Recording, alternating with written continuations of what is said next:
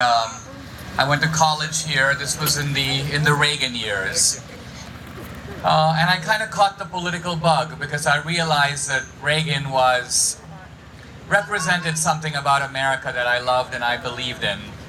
And this was the idea that our life is like a blank sheet of paper and we are the artist. In other words, we are the architects of our own destiny. In most other countries in the world, your destiny is given to you.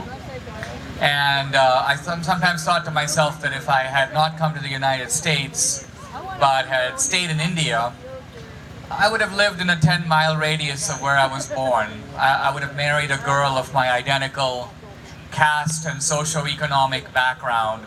I would have become an engineer like my dad. I would have had a whole life that would have been sort of plotted out for me already.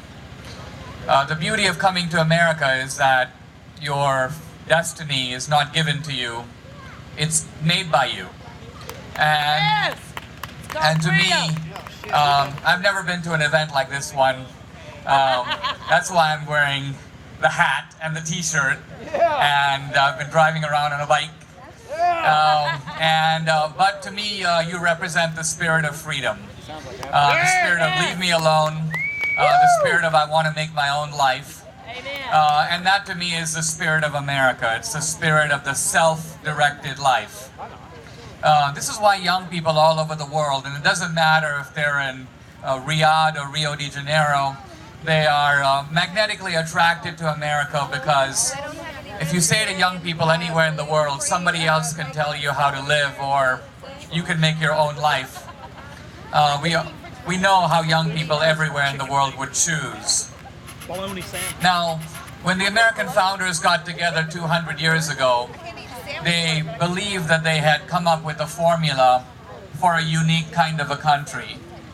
And the founders believed that if this formula was adopted, then this country, America, would over time become the strongest and the most prosperous and the most successful country in the world. So here we are, America, and we are on top of the world. But strangely, it feels like our position up here is really precarious. It feels like something is pulling us down. We feel a certain kind of drag on the American dream. And so we look abroad, but we don't see any Nazis on the horizon, and the Soviet Union has collapsed. And even the radical Muslims, annoying though they are, don't pose an existential threat to us. So where is this drag coming from? Who's pulling us down? Incredibly, and I think for the first time in American history, the drag is coming from within.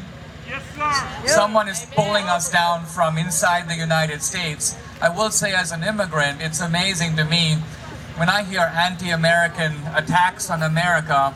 I expect them to come from Venezuelan dictators or Iranian mullahs or from Soviet apparatchiks. But some of the most articulate and pungent critics of America live in America. And they inhabit some of our most prestigious colleges and universities. So I think that we are in a moment of crisis. We have a president, I think, who has been, quite frankly, downsizing America. He's been downsizing our economy.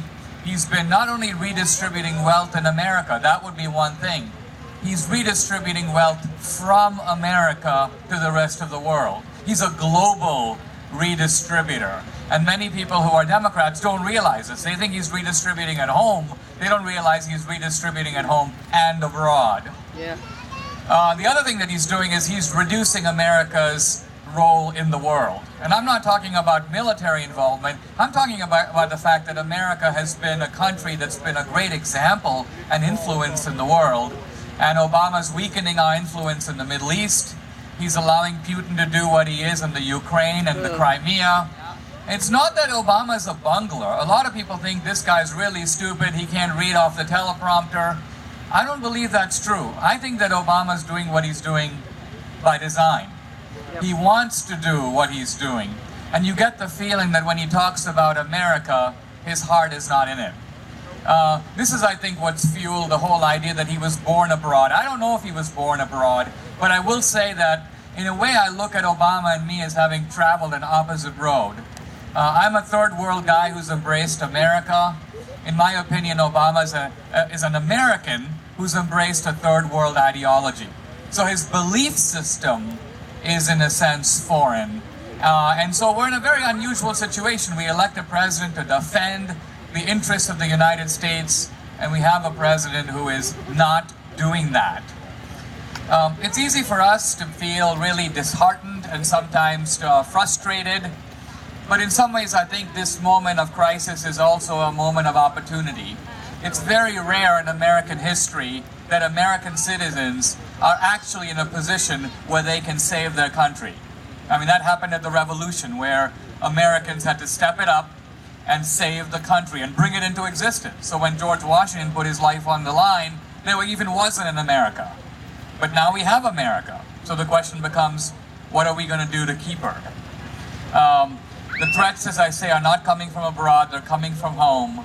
But now as before, I think that Americans like you are called upon to start thinking about your country, learning about your country, and then becoming really active in whatever way is necessary to save your country. And normally we don't figure we have to learn about America. It's like living in a building. You don't really care about the blueprints of the building, you just walk around in the building. But when the building begins to shake, and you begin to worry that it might fall, then it's actually time to pull out the blueprints, it's time to reread the Constitution, it's time to educate yourself, and then it's time to become mobilized and active, because if you get organized, bikers, you can really be a very powerful force. Exactly. And so organized, Lincoln once said, and I'll end on this point, Lincoln once said, America is ruled by public opinion. But Lincoln did not mean by that America is ruled by the opinions of the public. The opinions of the public actually don't matter. The American public gets involved once every 4 years if it's not raining. Yeah. But what Lincoln meant is that there is a smaller group of people who are active in politics. These are people who write blogs and are on Facebook and connect with each other and come to Washington and get organized and pressure their congressmen or become congressmen. This small group of people, and I would estimate it as no more than several thousand, these are the people who actually rule America. Exactly. And so my message to you today is to become one of these people. It doesn't take millions of you, it just takes enough of you. And if you're organized and you fight not only aggressively, but you fight smart, you actually can be part of that unique band of people through American history that has been called upon and in fact has saved America. Thank you very much. Dinesh, thank you so much. Y'all, I have to agree. And with that being said, I don't know if everybody is aware that 2 Million Bikers to DC also now has a partnership with a PAC called Bikers Take Back America. Jamie Klein is here somewhere, who's done all of our artwork. There she is back there. Her and Marcus Kinley, who is from North Carolina, is actually going